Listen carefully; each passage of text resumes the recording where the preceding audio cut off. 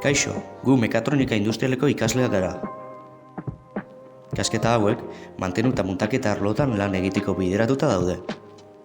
2 urteetan burutzen diren ikasketak dira, eta lehenengo ikasturtean elektrizitatea, pneumatika, mekanizatua eta sistemen integrazioa lantzen dira. Eta ezagutza horiekin urtean zehar linea automatiko bat eraikitzen da. Erronka honi esker, piezak diseinatu, fabrikatu eta muntatu egiten dira.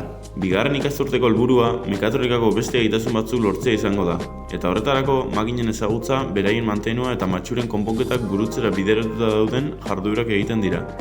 Ikasturte honetan, errealitatea areagotuko baliabideak erabiltzeko aukera izan dugu, eta proiektu bat burutu da, makinen erabileran eta hauen mantenuan erabilgarriak izango diren aplikazioak sortzea.